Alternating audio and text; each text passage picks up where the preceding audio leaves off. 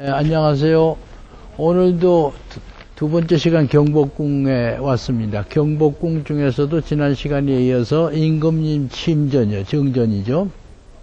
강령전 앞에 왔습니다. 우리가 이 강령전이다, 임금님 침전이다 그러면 그저 건물 하나만 덩그러니 있는 거로 착각하기 쉽습니다만 실제 여기 와서 보시는 것처럼 일곽 속에 5채의 건물이 있어요. 물론 강령전이 제일 크긴 하지만 동쪽으로도 2채, 서쪽으로도 2채가 있어서 부속 건물들을 가지고 있을 뿐만 아니라 주변에 행각을 지어서 이 행각 속에 곡간도 쓰지만 이 나인들, 그러니까 상공들이 기거할 수 있는 공간도 확보를 하고 있는 것이죠.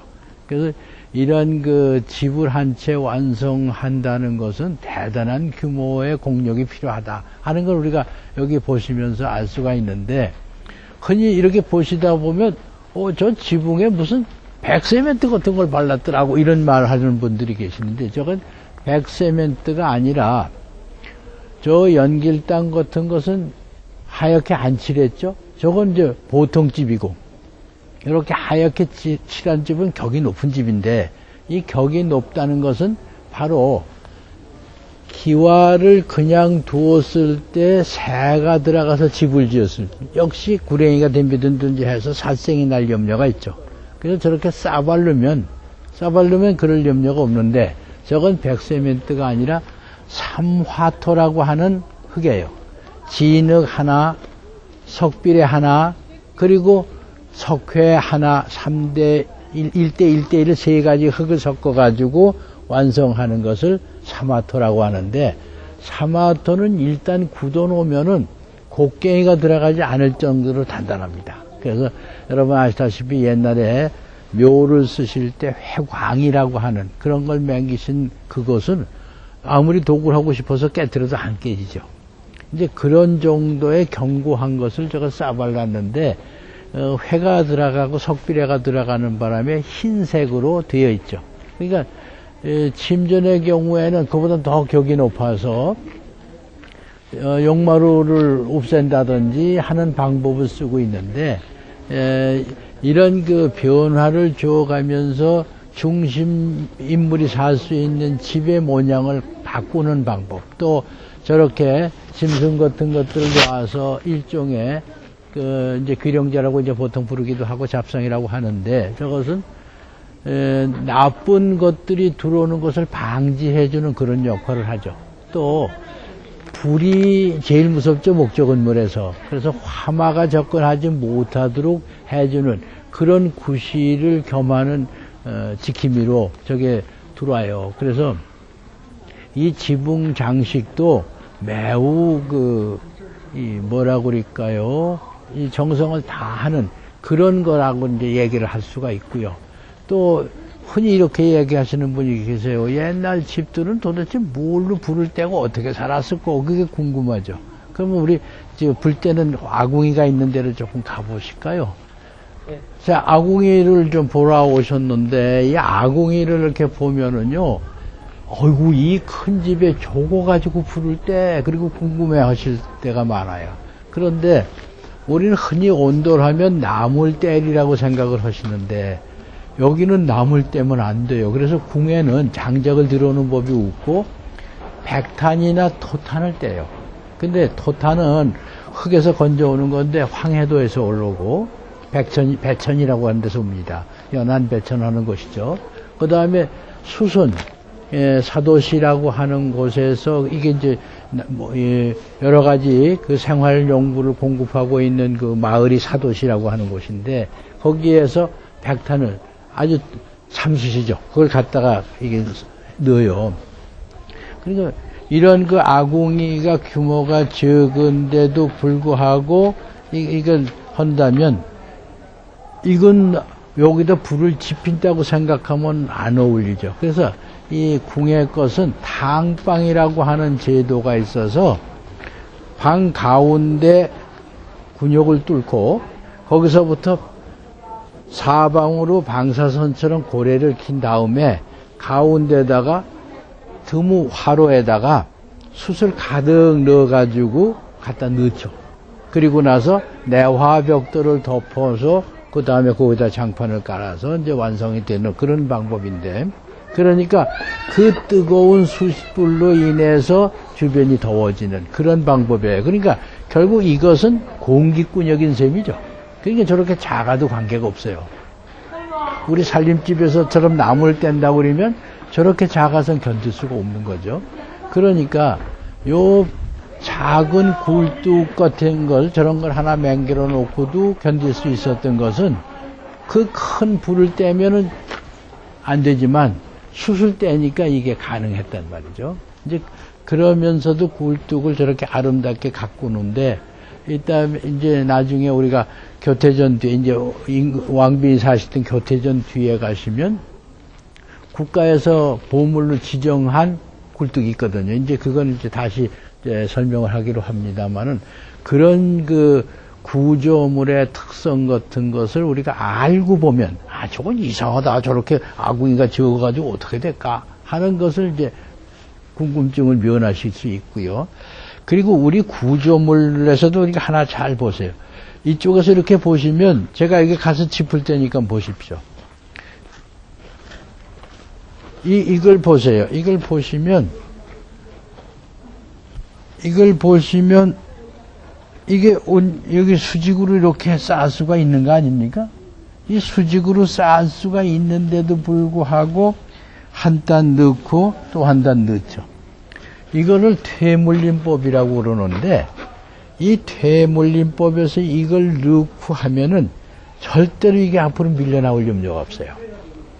그런데 이런 것이 밀려나오느냐 밀려나오지 않는 거가 대수롭지 않은 것 같아도 이게 대단한 기술일 뿐만 아니라, 이렇게 쌓아오는 것은 아주 고급 기술이 돼서, 여러분이 뭐 그리스나 로마에 가서도 이렇게 쌓는 방법을 보실 뿐만 아니라 이집트에서도 보실 수 있어요. 그뿐만 아니라 우리는 고구려, 그러니까 지금 거의 2000년 가까운 국내선의 성벽에서도 이 방법을 볼 수가 있거든요. 그래서 이런 것을 우리가 그냥 막연히 보면 아무것도 아닌 것 같이 그냥 스쳐 지나가기 쉽습니다만, 이런 기법이 지니고 있는 걸 하나하나 살펴보면 옛날부터 내려오는 관습, 어떤 습관, 또 아니면 법칙이라든지 기법이 19세기 말에 이르기까지 지속되어 왔다는 사실을 우리가 알게 돼요. 그러니까 오늘날 이거를 가지고 어떤 문화의 한 단면을 탐구한다고 그러면 요 기법, 요것만 가지고도 삼국시대까지 올라갈 수가 있고 최초의 건축물과 만날 수 있는 그런 길이 되죠. 그래서 참 우리 이런 것들을 무심히 보시지 말고 어디 갈 때마다 자세히 보시고요. 지난 시간에도 말씀드렸지만 우리 기둥 밑에 주춧돌 보세요. 이만큼 넓이에 아래는 저렇게 넓죠. 그러니까 완벽한 안정감을 가지고 있단 말이죠. 더구나 임금님 침소인데 이건 왜 이렇게 열어놨을까? 그리고 이제 궁금하실지 모르지만 이게 열려져 있지 않으면은 불을 뗄 수가 없죠. 불을 뗄 수 없으니까 이걸 열어놔 줘야 될 뿐만 아니라 또 하나는 이 동원돌 바깥으로 이 퇴가 있어서 임금님이 주무실 때 퇴 밖에 나와서 지키고 앉았어야 돼요.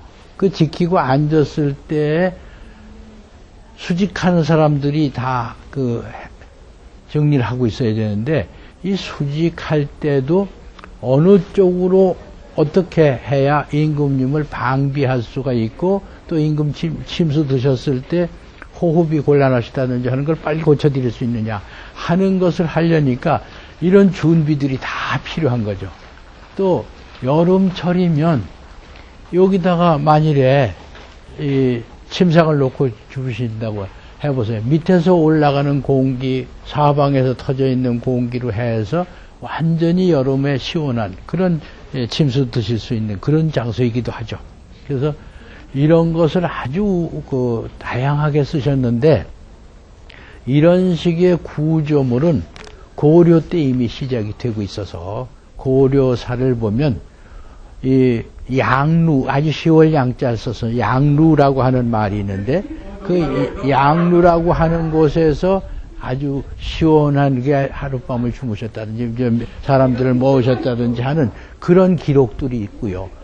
또 조선조 초기의 태조 기록에서도 수창궁에서도 그런 걸 지었을 뿐만 아니라 경복궁에서도 양루나 양청이라든지 해서 여름용 침실을 따로 맹기시는데 이런 다락뿐만 아니라 2층 건물도 지으셔서 2층전이라는 말도 나와요. 그래서 어떤 사람들은 한국의 왕실에서 침전이 뭐 2층짜리가 어딨어 그런 얘기를 흔히 하시는 분들에게 그건 사실이 아니에요. 2층 건물도 있을 뿐만 아니라 여러분이 덕수궁에 가서 보시는 거나 마찬가지로 덕수궁의 서거당 같은 걸 보셨죠? 그 서거당도 바로 2층 건물이죠. 그러니까 지금 우리가 눈에 잘 보이지 않는다고 해서 조선 왕조 시대 그런 게 어딨어 하는 그런 거 쉽게 말을 해서는 안 돼요. 지금 우리 기록에 얼마든지 자료가 남아 있으니까 그런 걸 한번 살펴봐 주실 필요가 있고요. 자, 또 하나 이렇게 쳐다보시면 지붕의 합각이라는 게 있죠. 저렇게 이제 맞배 지붕에 합각이 있는데 저기 보시면 글자가 있죠. 강령전은 영자가 있는 그런 그 합각에 삼각형으로 된 것도 장식을 했죠. 저걸 합각에 꽃담 장식을 했다고 그렇게 얘기를 합니다. 저런 장식이라든지 하는 것을 여러분이 아마 자금성 가셔서 그쪽 건물에서도 보셨을 텐데요. 그쪽은 황금색을 칠해서 그냥 번쩍번쩍 하는 맛만 짓지 저렇게 아기자기한 무늬를 갖다 놓질 않아요. 그러니까 우리가 장식하는 방법, 우리 단청을 하는 것도 중국하고 다른 거나 마찬가지로 저런 테라코타를 가지고 합각을 장식하는 방법도 중국과 다르고 아까 말씀드렸던 기와 같은 것도 중국하고 달라요. 또 양성하는 방법도 다릅니다. 그러니까 여기에서 중국하고 같다. 그리고 말 붙일 만한 것이 별로 없어요. 그런데도 불구하고 우리가 자칫 잘못하면 한국 건축은 중국에서 왔다 하는 식으로 오해들을 하는데 그거는 옳지 않은 방법입니다. 자, 우리 뒤로 조금 가볼까요? 조금 가보면 저쪽 끝으로 이제 행각이 있는데 저런 행각들은 나인 중에 격이 높은 사람들이 살 수 있는 그런 곳입니다. 그런데 우리가 보통 상궁하면 이 상궁이라는 사람들은 방 하나에 한 사람씩 사는 줄 알고 착각을 하는 수가 있는데 사실은 상궁은 방 하나에 두 사람이 살아요. 지금은요, 의복을 가령 무슨 세탁소에 갖다 맡긴다든지 어디서 단체를 해준다든지 하는 뭐 있지만 옛날에 상궁들이 버선을 갈아 신는다든지 하는 건 일일이 자기가 해야 되죠. 근데 하루 종일 수발 들다가 언제 자기 의복을 해 입을 수가 있느냐 말이에요. 그래서 방 안에 그거를 뒷바라지 수발 들어주는 사람이 또 하나가 있어요. 이제 기인이라고도 하고 여러 가지 이름으로 부릅니다만은 그런 사람이 있어서 밖에 나와서 활동할 수 있는 상궁을 뒷바라지를 해줬거든요. 그래서 그런 건물들이 있다. 이렇게 이제 보실 수가 있는데 여기서도 저렇게 머름대를 하고 그리고 문지방을 높여놓은 것은 방이고 그 옆에 문지방이 낮은 것은 마루죠. 그러니까 마루로 들어가서 방으로 하는데 이 마루와 방을 가지고 있는 그런 상궁이라면 아주 격이 높은 상궁 아니면 안 됩니다. 뭐 보모상궁이라든지 아니면 침전상궁, 하여튼 대전상궁 중에서도 제일 격이 높은 사람이 자리를 차지하고 있고 그렇지 않은 데는 그만 못한 사람들도 자리를 잡고 있고 하는 그런 곳이죠. 그래서 이런 집의 하나하나의 제도가 그냥 아무렇게나 하는 게 아니라 어떤 격식, 격조 이거에 따라서 사회 이제 왕실의 조직이 4명부면 4명부의 조직이 있듯이 그거에 격을 맞춰서 이제 집도 지어주고 운영을 하고 하는 방법을 썼던 것이죠. 그러니까 같은 대전이라고 하더라도 아까 강령전에서 보는 격에 따라 비하면 이 작은 집들은 그만 못하죠. 그래서 이 층계를 만든다든지 또 이 기단을 한다든지 할 때 강령전에는 사방에 다 계단이 있어서 사람 오르고 내리게 해줘. 여기는 없지 않습니까? 그런 식으로 이 격을 맞춰줘요. 그러니까 같은 집을 짓더라도 격을 맞춰서 한다. 그게 신분사회에서는 대단히 중요한 그 구실이 되죠. 임금님은 임금님대로, 또 왕비전은 왕비전대로 격을 갖춰주고, 그리고 그만 못한 집은 차츰차츰 내려서 제일 그 격조 낮은 집까지 가는데, 저 상궁이 산다고 하는 집을 보시면 이 집들이 처마가 겹처마인데 비해서 저쪽 집들은 석가래만 건 호처마죠. 이제 그만큼 격이 달라요. 그러니까 이 집이라고 해서 다 같은 구조가 아니고 이런 식으로 바뀌어진다는 사실을 우리가 주목을 해야 돼요. 그리고 지금 우리가 요 마당을 보면은 여기 깔아져 있는 게 백토라는 흙이에요. 이 백토라는 흙은 밟으면 바삭바삭 소리가 나거든요. 이 바삭바삭 소리가 나는데 지금은 우리 신발이 소리 덜 나는 신발입니다만 옛날에 징 박은 갓신을 신거든요. 꽃신도 그렇죠. 그러니까 징을 박은 신발을 여기를 달고 다니면 바삭바삭 소리가 나죠. 그러니까 누가 오고 누가 가는 거를 내다보지 않아도 알 수가 있어서 감시가 가능해요. 그러니 이 백토간 마당이라고 하는 것이 기가 막히게 여러 가지 기능이 있는데 그 중에 하나는 저렇게 처마가 나와 있으니까 직사광선이 집으로 안 들어가서 태양열 이용으로 여름에 그늘 밑에 시원한 맛을 본다. 그런 말씀을 드렸는데 또 처마가 나와 있어 직사광선이 안 들어가는데도 불구하고 건물 내부에 들어가면 천장 위에 파리똥 앉은 것까지 다 들여다보거든요. 도대체 그건 무슨 조명이냐. 그 바로 이 백토간 마당에 햇빛이 떨어져서 반사해주는 빛입니다. 그 난반사로 인해서 건물 내부가 아주 환하게 밝은데 여러분 아시다시피 일본집이나 중국집이 조금 어둠침침하죠. 그 어둡고 침침한 까닭은 그 사람들도 처마가 있으니까 직사광선이 안 들어가는 우려고 조건이 같은데 중국집들은 가서 보시면 살림집들이 기단이 아주 얕아요. 얕으니까 처마가 내려와 있죠. 이 마당하고 처마 사이에 공격이 적을 만큼 반사빛이 덜 들어가죠. 그거에 비해서 우리는 반사빛이 아주 명랑하게 들어가 있고 그 반사빛이 들어가 있는데 방에 앉아서 아미를 다소곳이 숙이게 되면 아주 이뻐 보이는 것이 그 바로 반사광선이 비치고 있는 그 조명을 받고 있기 때문에 그 얼굴이 이쁠 수밖에 없죠. 그래서 우리는 불상을 조각을 하더라도요, 우리 얼굴처럼 이렇게 생긴 얼굴을 조각을 하죠. 그건 왜 그러냐 하면 반사광선은 이런 식으로 밋밋해야 돼요. 근데 반대로 직사광선을 받는 서양 얼굴을 보면 아폴로나 비너스처럼 눈이 쑥 들어가고 코가 턱 튀어나오고 광변뼈가 있어야 비로소 직사광선에 아름다운 윤곽, 강견한 윤곽이 생기죠. 그리고 우리하고 달라요. 그래서 우리는 불상을 보시면 불상 얼굴에 눈을 아래로 살짝 하고 거의 그 굴곡 없을 정도의 모습을 하는 것은 간접 조명을 전제로 한 조각기법이란 말이에요. 여러분 아다시피 서양의 직사광선형 조각기법하고 우리의 반사광선형 기법이 우리는 두 개가 다 있어요. 우리는 직사도 있고 반사도 있는데 서양에서는 반사광선형 조각기법이 없잖아요. 그런데 우리나라 미술을 가리키는 선생님들은 한결같이 석고대생이라고 하면서 서양 얼굴만 죽어라고 가리킨단 말이죠. 근데 그 얼굴은 한국 얼굴은 관계가 없고 한국식 조명하고는 관계가 없단 말이죠.